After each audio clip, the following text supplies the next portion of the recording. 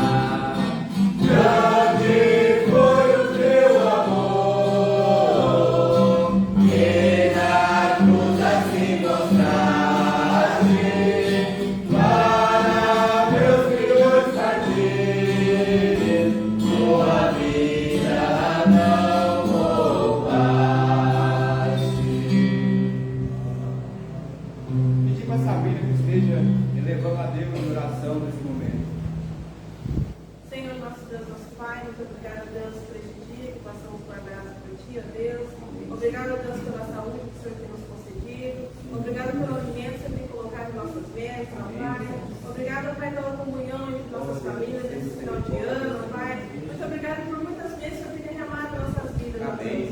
Neste momento, entregue o coração de cada pessoa presente nesta noite, que possamos estar com o coração aberto, Pai, para receber a sua mensagem, através do trabalho. Que o Senhor use ele como instrumento em suas mãos, ó Pai. E essa mensagem, ó Pai, venha através do seu Espírito, ó Pai, de encontro nas nossas vidas, que possamos, ó Pai, nos encontrar nela e divulgar, ó Pai, a tua palavra para aquele que não conhece, ó Pai. Nos guarda, Pai, no decorrer desta noite, no decorrer deste culto, ó Pai. Aceita todo o nosso louvor e nossa adoração. É isso que pedimos e agradecemos em nome de Jesus. Amém. Amém. Ainda louvaremos a Deus com o hino 351.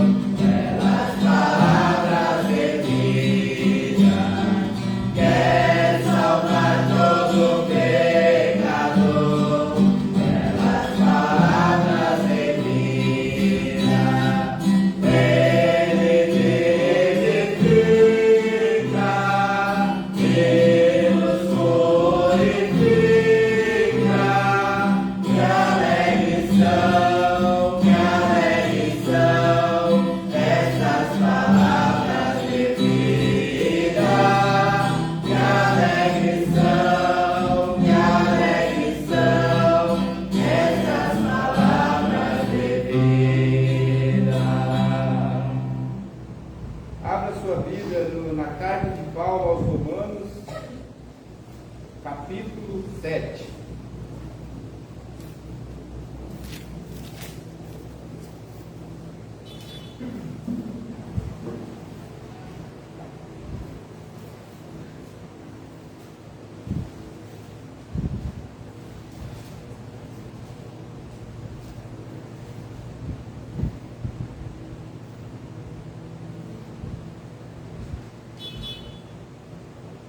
Carta de Paulo aos Romanos, capítulo 7.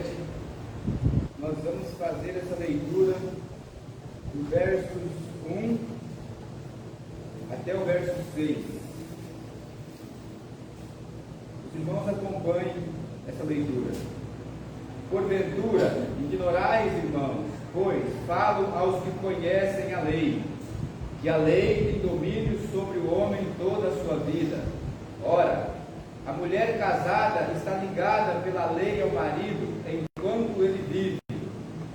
Mas se o mesmo morrer, desobrigada ficará da lei conjugal. De sorte que será considerada adúltera se, vivendo ainda o marido, unir unir-se com outro homem. Porém, se morrer o marido, estará livre da lei e não será adúltera se contrair novas núpcias.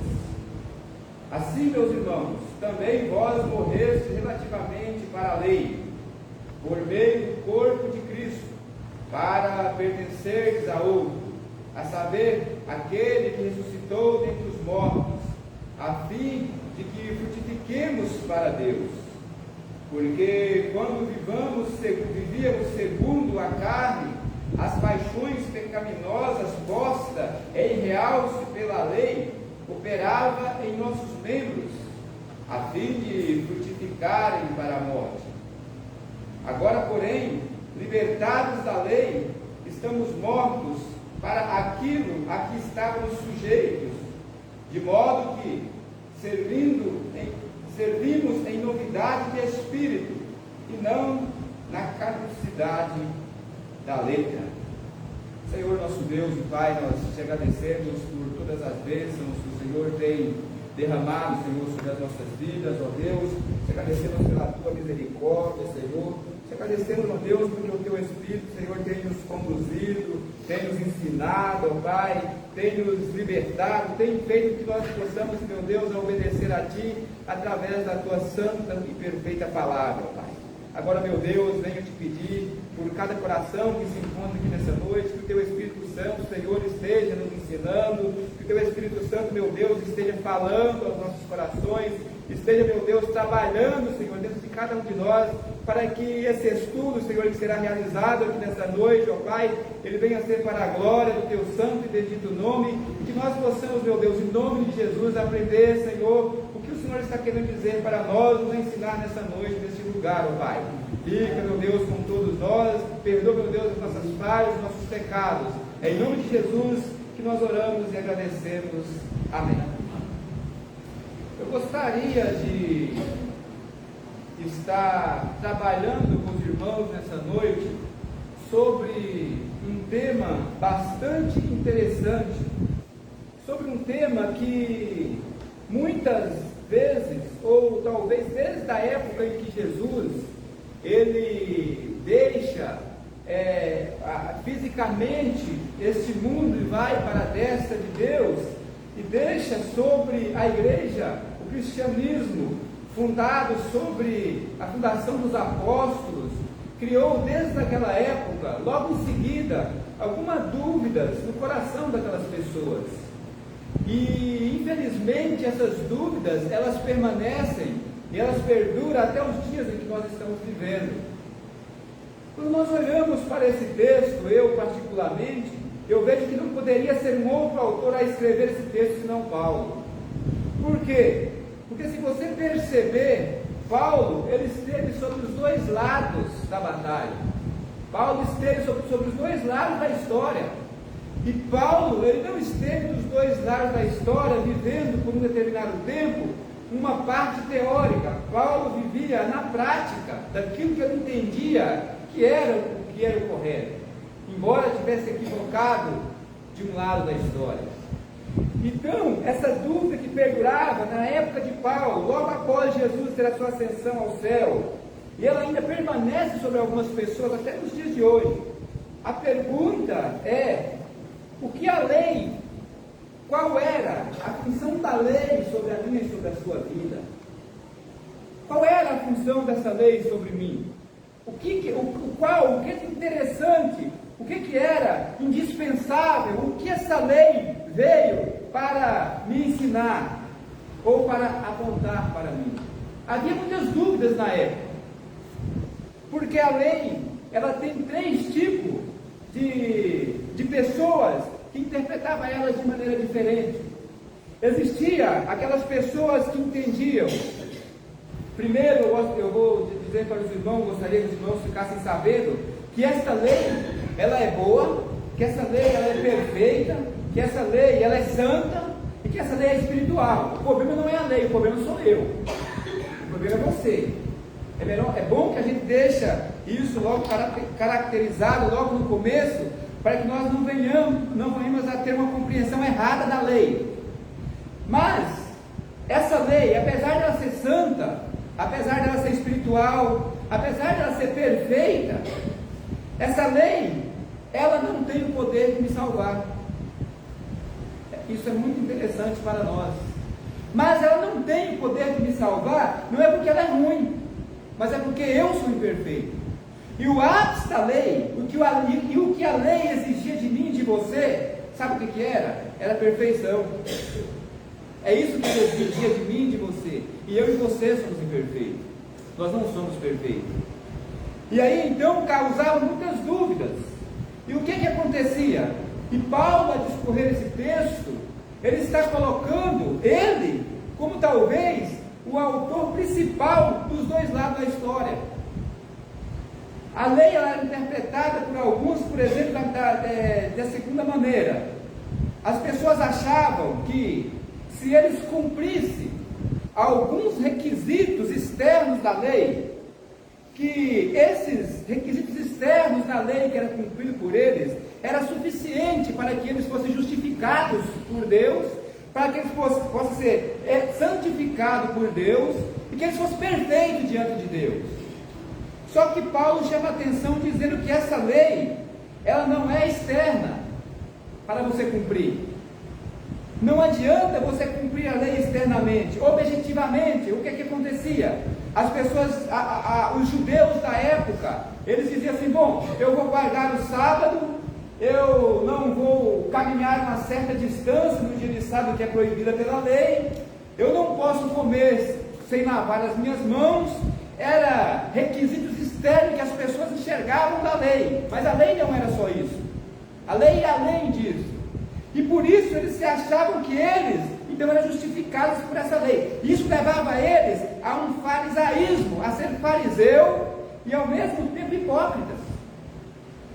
Porque quando Jesus morre, quem levou Jesus para a cruz, quem matou Jesus, foi uma linhagem religiosa e política da época.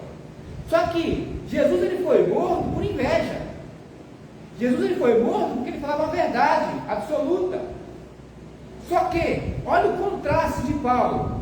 Paulo, ele persegue a igreja de Cristo, não é por inveja. Paulo, ele persegue Jesus, não é porque ele achava que Jesus era alguém que pudesse o prejudicar. Paulo perseguia a igreja de Jesus, achando que ele, pela lei, era perfeito, que ele estava numa condição acima da igreja de Cristo. Então ele olhava para Jesus, e ele olhava para os discípulos, para os seguidores de Jesus, e entendia que aqueles seguidores de Jesus, e que Jesus era alguém que era contrário a Deus, pessoas que pregavam heresia, porque ele se colocava acima disso. Ele era um zelador da lei, ele perseguia a igreja de Jesus, zelando por uma lei, que ele achava que essa lei, por praticar alguns ritos externos, o justificava e o santificava, se sentia santo e justo ao ponto de perseguir alguém que estava, então, tentando pregar um evangelho que era contrário a essa lei que tinha o justificado, e fazia dele um fariseu. Mas também tinha uma outra forma de interpretar a lei, e essa outra forma de interpretar a lei, ela começa logo depois da ascensão de Jesus aos céus, e vocês vão lembrar, quando o Evangelho de Cristo começou a expandir, alguns judeus abraçavam o Evangelho. Só que tinha uma coisa, existia um problema. Alguns judeus, eles abraçavam o Evangelho e eles queriam então impor sobre as pessoas que não faziam parte da religião judaica ou de Israel, que o Evangelho era correto, que abraçar Jesus, ok, era a coisa certa a se fazer. Só que tinha um problema. Eles achavam que você precisava abraçar o Evangelho, você precisava caminhar com Jesus, mas você precisava de alguns ritos também da lei. Só Jesus não era o suficiente, precisava de mais algumas coisas. E se você pegar essas duas interpretações da lei errada, elas ainda permanecem desde a época de Jesus até nos dias em que nós estamos vivendo. Você já percebeu, e você está cansado de ver na internet ou na televisão, em alguns programas de evangélicos, que existem pessoas que elas acham, ou que elas acreditam, que elas é tão santa, elas são tão justificadas por Deus, que elas acham que elas têm o direito de chegar para Deus e exigir alguma coisa dele. Ninguém exige nada de alguém se não se sentir absoluto. Quando você está precisando, ou por mais que você esteja precisando da ação divina de Deus em sua vida, o máximo que você deve fazer é chegar no teu quarto, fechar a tua porta, se ajoelhar e dizer para Deus: tem misericórdia da minha vida. Não é chegar para Deus e dizer assim: eu quero que o Senhor faça isso, aquilo, porque eu mereço. Isso ainda permanece até nos dias que nós vivemos. Eu mereço isso, o Senhor tem que fazer porque eu mereço. Eu sou justo, eu sou santo, eu sou perfeito. Porque alguém, para poder exigir alguma coisa de Deus, ele precisa desses requisitos.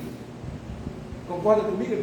Ele precisa se achar santo, justo e perfeito, senão não tem como, não tem jeito. Então, o que acontece? A segunda interpretação continua também nos dias de hoje. Você vai encontrar, e existe até muitas vezes ramificação de doutrina até que ela segue o Evangelho de Jesus, que ela até concorda em seguir o Evangelho, determinada parte dele, mas ela precisa de alguns ritos da lei. Ela até segue Jesus, mas ela está na graça e ela quer estar na lei no mesmo tempo. Ou seja, eu sou um seguidor de Jesus, mas eu preciso guardar tal dia, por exemplo, um dia de sábado. E você sabe o que é mais interessante de tudo? É que eu convivo com muitas pessoas dessa forma, e para elas, o dia de sábado é tão sagrado que ele sobrepõe sobre todos os outros mandamentos. Ele pode errar em todos os outros mandamentos, mas nesse não. Ritos da lei e graça. E o que Paulo está dizendo? Paulo está querendo nos dizer nesse texto é que você não pode viver nos dois. Não tem como você viver na graça e na lei. É impossível você viver para os dois. Paulo, ele está querendo dizer para nós que a lei em si, para quem conhece a Cristo e morreu com Ele, ele não vive mais na lei. Olha o que Paulo diz: porventura ignorais, irmãos, pois falo aos que conhecem a lei. É interessante também reprisar que eu esqueci de dizer para os irmãos, Paulo está falando para quem conhece. Paulo não está falando para ímpio, está falando para conhecedor da lei, que a lei tem domínio sobre o homem toda a sua vida. A lei tem domínio sobre o homem toda a sua vida. Então, peraí, como é que é isso? Nós precisamos entender uma coisa. Se a lei tem domínio sobre mim por toda a minha vida, então Paulo, ele vai explicar como é esse processo, como é essa transição da lei para a graça, da lei para a misericórdia de Jesus, como ela é feita, como é que ela acontece em nossas vidas. Porque pessoas achavam que poderiam viver pela lei e ser justificado por ela, então assim não precisava da graça. Errado, descartado, porque a lei não salva. A lei exige uma perfeição e eu não sou perfeito, eu sou imperfeito, eu nunca vou atingir essa perfeição que a lei requer de mim, então não posso ser salvo por ela. Paulo está dizendo que não dá para viver na lei e na graça. Ou você vive em um ou em outro, mas a lei não salva. E ele vai explicar agora essa transição, esse processo de saída da lei e ir para a graça. Paulo não está dizendo aqui sobre o casamento. Paulo está fazendo uma analogia do casamento, uma comparação, é uma espécie de parábola, uma comparação de como é essa transição, de como ela é feita, sem erro, sem que a gente possa então estar caindo no erro de tentar fazer essa transição de maneira errada e de maneira muitas vezes incorreta. Paulo então ele usa a ilustração do casamento para explicar, para que nós possamos compreender melhor como que é essa transição, como que é feita esse processo na vida do crente, na vida do cristão. Ele diz assim, primeiro, ele fala que a lei tem domínio sobre o homem toda a sua vida. Então a lei está sobre a minha e a sua vida por toda a sua vida. Agora, como é que é feito esse processo? Aí ele usa o casamento. Ora, a mulher casada está ligada pela lei ao marido, enquanto ele vive. Mas se o mesmo morrer, desobrigada ficará da lei conjugal, de sorte que será considerada adúltera, se vivendo ainda o marido unir-se com outro homem. Porém, se morrer o marido, está livre da lei, e não será adúltera se contrair novas núpcias. Paulo não está falando do casamento, Paulo está falando da transição de lei e graça. Agora veja bem, Paulo ele está colocando a lei e o ser humano. E agora é interessante que Paulo está dizendo assim: esta lei, a mulher, ela só está compromissada com a lei conjugal com o marido enquanto ele vive. Ou seja, de outra forma, ela está ligada a vida toda, enquanto os dois viverem. Mas a partir do momento que ele morre, ela está livre. Aí veja bem, o que ele faz? O trocadilho da graça, da lei pela graça. Então ele está colocando aqui duas figuras: a figura do marido e a figura da esposa. E quem que vocês acham que é o marido e que é a esposa? Aqui. Pode falar. Quem que é o marido e quem que é a esposa? A figura é a igreja, o ser humano, o povo e a lei. Alguém aí é esposa e marido. E quem é? A esposa é Cristo. Cristo. Não, na lei, a lei. Falando da lei, quem que é? É a lei ou é a mulher que é a esposa aqui? Nessa ilustração de Paulo. A lei é a esposa. Muito bem. A lei é a esposa. Agora, nós vamos entrar numa questão bastante interessante. Aí ele pega o casamento. E o que ele está dizendo? Ora, a mulher casada está ligada pela lei ao marido, enquanto ele viver. Está ligada ao marido enquanto ele viver.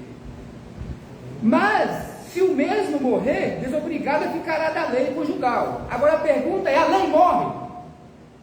A lei morreu? A lei está morta? Não, a lei está viva. A lei vive. A lei ela está viva, a lei não morreu. Então peraí, mas então como é que agora a igreja ela está desobrigada? Ela não tem mais esse vínculo com a lei, se a lei está viva, se o marido está vivo. Está vendo aquilo que Paulo pega? Porque a lei, além dessa lei estar viva, essa lei é o marido. E esse marido, ele é bom, ele é espiritual, ele é perfeito e ele é justo. Esse marido ele é tão bom que ele não morre nunca. Ele nunca vai morrer. A lei nunca vai morrer. A lei sempre vai apontar. Sabe por que a lei nunca vai morrer? Porque a função principal da lei é apontar para você, para que você possa enxergar a sua condição e olhar para Jesus. Quer ver o que Paulo, lá no final, ele está dizendo? Desventurado homem que sou, quem me livrará do corpo desta morte? Isso é um grito de desespero. Isso é um grito de alguém que, ao encontrar a lei então faz com que ele enxerga toda a podridão, todo o pecado, tudo aquilo de errado que está dentro dele. Faz isso com o ser humano. E agora Paulo então dá um grito de desespero. E agora? E agora sabe o que a lei está falando para Paulo? Olha para Jesus. Eu estou apontando para ele. É ele que vai se salvar.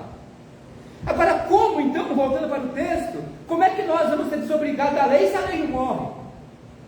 Se a lei nunca morre? A mulher, ela está livre quando o marido morre. Mas a lei é o marido e nós somos a mulher, só que o marido não morre. Vamos continuar. De sorte que será considerada adúltera se vivendo ainda o marido unir-se com outro homem. Porém, se morrer o marido, está livre da lei. E não será adúltera se contrair novas núpcias. Aqui nós precisamos entender o que Paulo está querendo dizer. Paulo, quando ele está dizendo, olha, você só pode sair do compromisso da lei, a lei, ela só vai deixar de ser um subjugo com a sua vida, já que ela não morre, mas quem morre aqui não é o marido, quem morre aqui é a mulher. Você já viu uma passagem no Evangelho que fala, que Jesus fala que para você viver você tem que morrer? Primeiro morre para depois viver. Aqui quem morre somos nós, não é a lei. A lei continua, a lei é boa, agradável, perfeita, santa, justa. Mas quem é imperfeito? É eu e é você. Nunca ia dar certo, nós e a lei. A lei é o ápice da perfeição, e nós somos terríveis. Mas quem morreu fomos nós que morremos para a lei. Olha o que Paulo está dizendo quando ele continua dizendo assim: assim, meus irmãos, também vós morreste relativamente para a lei, por meio do corpo de Cristo, para pertenceres a outro, a saber, aquele que ressuscitou dentre os mortos, a fim de que frutifiquemos para Deus. Nós morremos em Cristo, e a partir do momento que nós morremos em Cristo, então o compromisso com a lei acabou, ela morreu, ela não existe mais. Agora então, nós possamos então agora contrair novas núpcias. A lei era o nosso esposo e nós éramos a esposa da lei. Agora nós somos esposa de Cristo, noiva de Cristo. Porque você morreu, você precisava morrer para a lei e viver em Cristo, em novidade de vida. Por quê? Porque senão você estava em adultério, mas você morreu. Você morreu para a lei. E Paulo, ele é incisivo quando ele vai mais adiante, ainda quando ele fala dessa transição. Quando ele diz que, porque quando vivíamos segundo a carne, as paixões pecaminosas postas em realce pela lei, operavam em nós, nos nossos membros, a fim de frutificarmos para a morte. Ou seja, você sabe, nós éramos carnais. Nós não éramos espirituais, nós éramos carnais.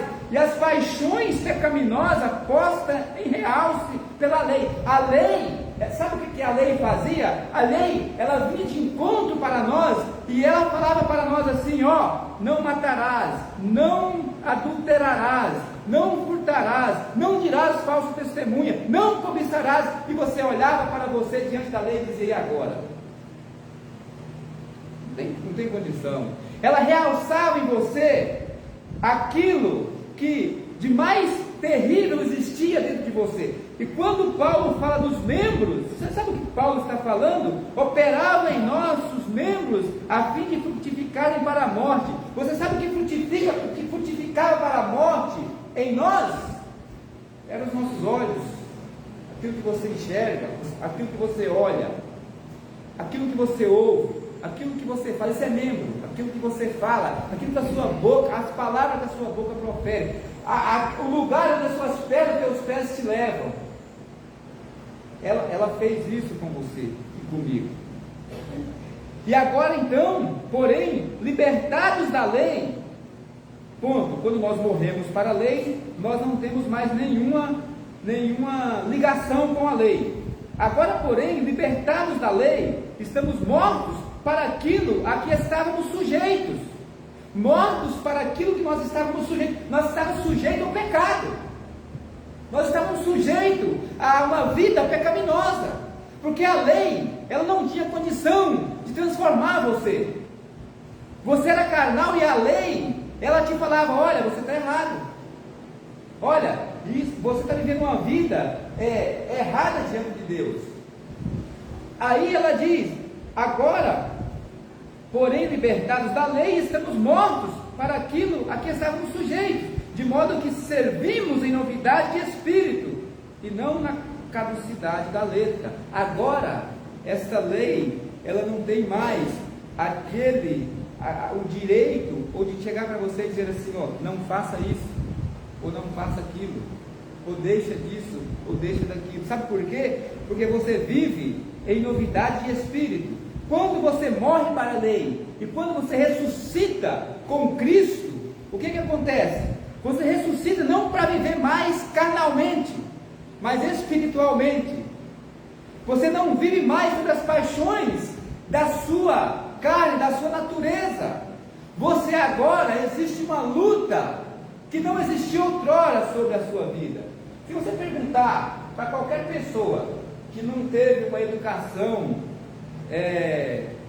dentro de uma igreja evangélica, que cresceu no mundo, na qual eu não tive a oportunidade de ter nascido numa igreja e vivi uma parte da minha vida no mundo, e muitos aqui assim, talvez Horácio foi dessa forma. Você pode perguntar não só para mim, mas para qualquer pessoa, que lá sem Cristo, que quando você está vivendo sobre uma lei, não tem nada aqui que fala para você assim: olha, cuidado, você não faz isso, você não está nem aí. A realidade é essa. E se você for pegar até a lei, ela imposta sobre Israel, ela também dessa mesma forma. É que muitas vezes nós acabamos de uma forma camuflando essa trajetória de Israel por ser Israel. Por ser Israel, nós acabamos minimizando um pouco por ser Israel. Uma nação escolhida por Deus, um povo escolhido. Nós acabamos passando um pouco de um pano, um véu entre Israel, como se Israel fosse alguém melhor do que o outro. Mas se você for pegar a lei sobre Israel, eles também não tinham nada, eles não queriam nem saber da lei. Tanto é que essa lei ela não tinha autoridade sobre eles para a transformação, que todo ano eles pecavam. Porque todo ano eles pegavam lá o seu cabrito, o seu bode, alguma coisa, e tinha que levar lá para oferecer ao holocausto pelos seus pecados. Era assim que era. Então o que acontece? Quando você vive, quando você está morto, quando você não ressuscitou com Cristo, você vive sobre o quê? Aquilo que Paulo está falando. Você vive sobre as paixões dos seus membros. Infelizmente até um pouco de igreja ainda vive assim, né? O camarada fala assim, se dá de um lado, manda no outro. A paixão do membro, hein? O que seu braço faz? Infelizmente ainda existe. Infelizmente ainda existe assim. Mas aqueles que se entregaram a Jesus de maneira por inteira, que entregaram a sua vida a Jesus, e que depois, logo mais na frente, Paulo ele vai dizer isso: não sou eu quem vivo, mas é Cristo quem vive em mim. Ou seja, quando a natureza sua não morreu, ela ainda está dentro de você, mas ela não está sozinha. Agora não é mais as paixões da natureza que grita dentro de você e que não tem nada e nem ninguém para combatê-la. Agora existe uma guerra, agora é diferente. A partir do momento que você morreu para a lei em Cristo e você ressuscitou com Cristo, agora existe um Espírito aqui dentro. Agora existe um Espírito aqui dentro que outrora as paixões da minha natureza, que levava os meus membros a cometer os pecados, você está entendendo? Agora não. Agora essa paixão dessa natureza que está aqui dentro, essa natureza ruim que está dentro de mim, agora tem algo aqui que vai contrastar com ela, que vai lutar com ela, que é uma guerra ferrenha, que é uma guerra o tempo todo entre o chamado carne e espírito. E louvado seja Deus que o Espírito, ele prevalece sobre a nossa natureza humana.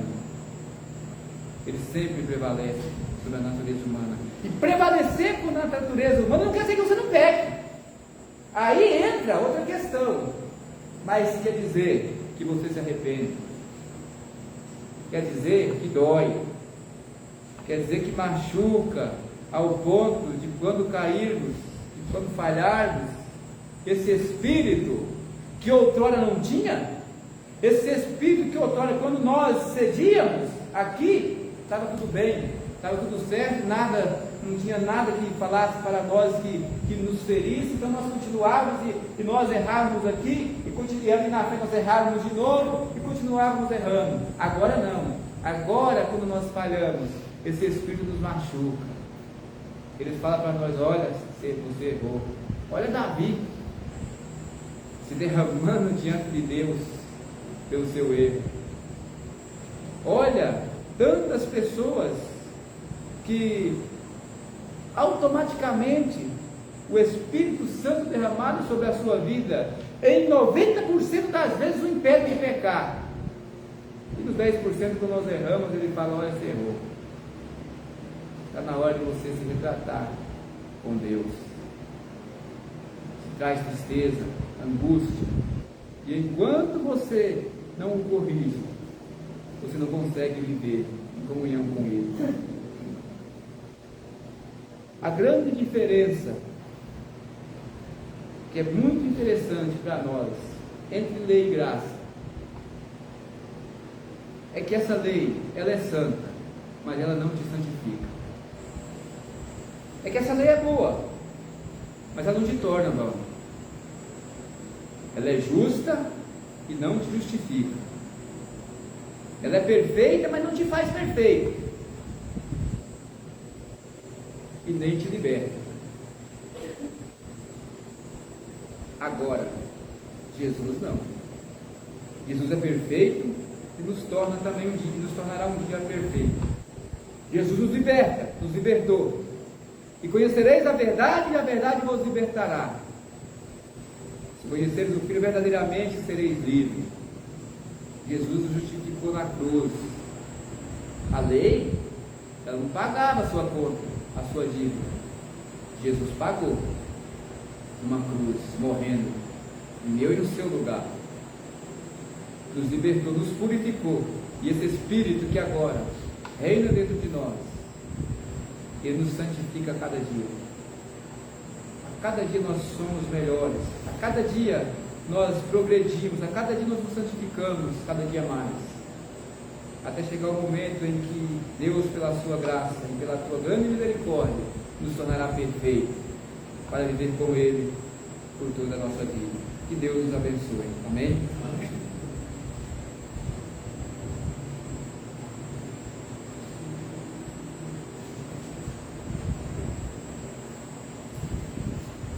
Nós vamos louvar a Deus com o número 64. 64 e logo em seguida nós vamos terminar com a oração do Senhor.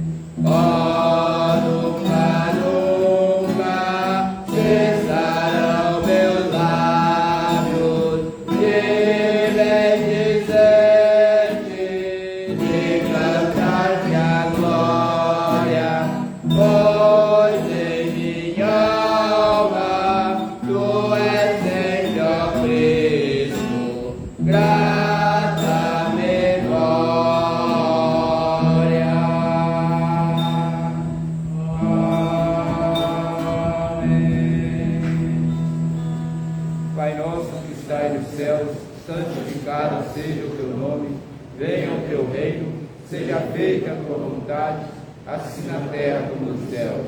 O pão nosso de cada dia nos dai hoje, perdoa as nossas dívidas, assim como nós perdoamos nossos devedores. Não nos deixe cair em tentação, mas livre do mal, pois teu reino, o poder e a glória para sempre. Amém.